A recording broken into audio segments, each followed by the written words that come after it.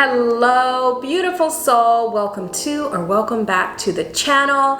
This is a highly anticipated video. A lot of you guys have asked me to basically spill the deets on how I manifested my boyfriend. So this video is all about how I manifested my boyfriend in less than 45 days after being single for 5 years. So after being single for 5 years, I met the love of my life in Merida, Mexico. Basically, I hired a photographer. The photographer happened to be Hola, and it started there. And it's been one crazy, wild, super fun adventure ever since. One of my major 2021 goals was to manifest my soulmate, my life partner, a healthy and loving, committed relationship. But when I headed into May of 2021, still single as I started getting a little bit hesitant on whether or not actually manifesting my soulmate in 2021 was going to happen.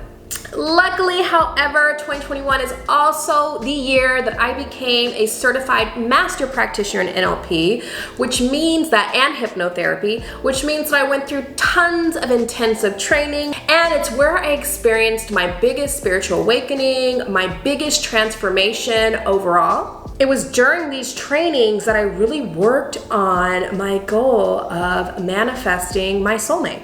First things first when it comes to this, when it comes to calling in a life partner, calling in the love you do deserve, is don't get discouraged, right? That doesn't help anything. Your person could be in a relationship currently getting valuable lessons that will help them be a better person when that relationship ends and they enter into a relationship with you. You don't know this. And sometimes we like to get impatient with things like, but I want my person right now. But what if your person has lessons and experiences and growth that they need to go through so that they show up as the best version of themselves for you? And what if, just suppose, you also have lessons and growth that you need to go through in order to show up as your full, whole, healthy, complete, fully healed person for that other person?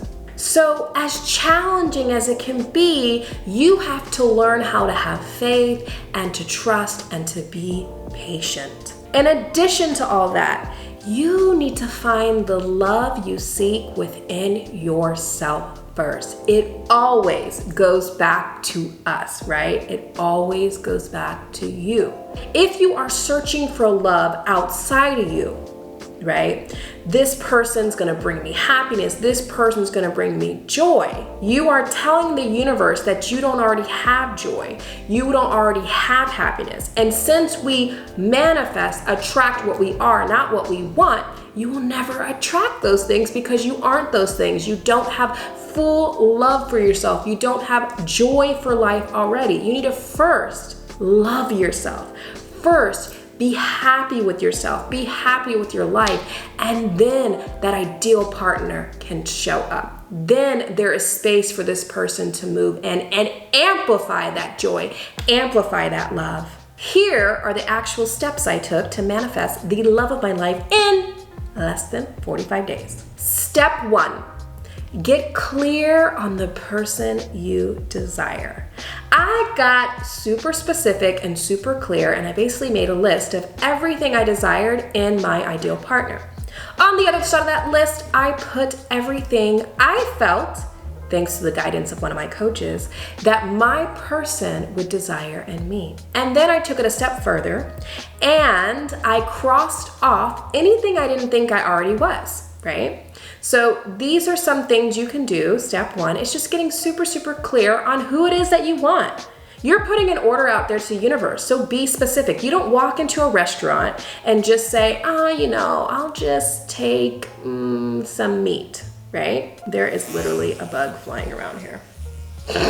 I'll just take some meat, and then the waiter brings you out chicken wings and you're upset because what you truly wanted was steak. You have to be honest, right? If you give the universe vague instructions, you will get vague results. So be specific, be detailed with what it is that you desire. Make a list if that helps you. Who are you calling in? What will be your ideal partner? And to further that, I've already stated it, but let's state it again. We attract what we are, not what we want.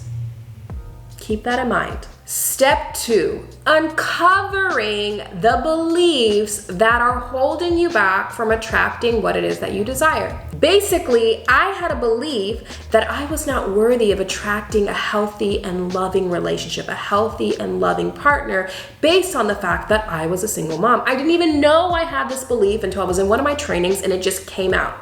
And I was like, oh crap, okay, I feel unworthy. I don't truly love myself fully and completely. And I went to work and I healed that shit.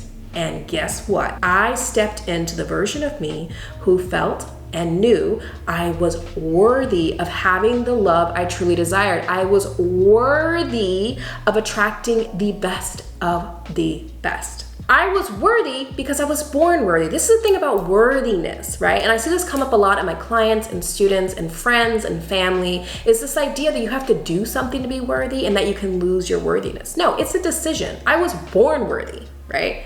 You can't lose your worthiness. You don't have to jump around or do something special to become worthy. You just are. And as soon as you decide and accept that, it is, right? So believe it and then you'll see it. You are worthy of having everything you desire. You are put on this earth to live out your desires. You don't have to prove your worthiness. You just are. So clear out any beliefs that are holding you back from attracting the love of your life to come in your life. If you believe that, say you're not worthy, you're not good enough, you're not worthy enough, you don't love yourself enough to attract this and that, you're gonna have to clear those things out first. You're gonna have to recognize them and then clear them, heal them, gain a new perspective, gain learnings from it, and then you can move forward. Step 3. You need to step into the version of yourself who already has that amazing partner, the love of your life, your soulmate, right? So for me, that meant I had to drop the single mom identity. I was running a business that was labeled single moms do, right? I was only working with single moms. So basically I was creating this reality of singlehood for me. And the moment I decided no more of this, I'm gonna work with women in general, I'm dropping the single mom label. It is no longer a part of my vocabulary. That doesn't make it good or bad. I just knew I was creating my reality over and over again, and that words and thoughts and beliefs are freaking powerful. So I dropped the label in entirety and I stepped into the version of myself who already had the soulmate, already had the loving partner. How did I do that? I jumped ahead in time and I asked that version of me, because there's many versions of you, so the version of me that was already in the relationship, how do you think, act? What did you do to get here? What decisions did you make? What are your daily habits? And I became those things. First, we become it, then we attract it. So I became that amazing partner. I became that person who loved herself fully and completely, who loved her life. So therefore, I didn't come from a lack mentality. I came from an abundant mentality. That means that anyone who came in my life would just add more to it, right? I didn't need anything filled. I didn't need anything fixed. I was whole, healthy, and complete. And I stepped into that version of me who already had what it was that I desired. Step 4, I let go and I just trusted. And let me take it a step further, because I think it's more than just trust. I think it's a decision. I decided that my partner would be in my life. I decided my soulmate was on his way. There was no concern, if and buts about it anymore, right? I didn't have a lack mentality. I was like, it just is. This or something better. The universe has my back. So I made a decision to trust the process, to trust the journey, to enjoy the journey, right? I knew that he would come in my life at the right time for everyone. The perfect person for me would show up. I decided I would have the loving and committed relationship of my dreams. It always goes back to making a decision. And if you've made previous decisions that aren't serving you, making a new decision that it will be this or something better. 45 days after I started that exact journey that I just explained to you in 4 steps, I hired a photographer in Merida, Mexico, who happened to be my soulmate. Now, let me say this. There were like 60 names listed out of photographers that someone had asked in an expat group, like, any photographers? And for some reason, I went directly to him and I went directly to his Instagram and I hired him without looking at anybody else, without checking prices, totally against what I normally would do. All these things. I believe that I was divinely guided to this person. And we don't match up on paper. I'm 10 years older, I've got 3 babies, I've got a whole different life experience than this person who is now, he's 24 we met, who's 25, right? No kids, never been married, different language, different culture, yet we are the perfect balance of each other. We balance each other out. We complement each other. We are very different and very much alike. It is a beautiful relationship that has its ups and downs just like anything, but at the end of the day, we are so committed to each other, and I couldn't have picked a better person for myself. I love the way he chooses me. I love the way he loves my kids that are not biologically his. And I believe that you can have the same for yourself. I believe everyone can have what it is that they actually desire.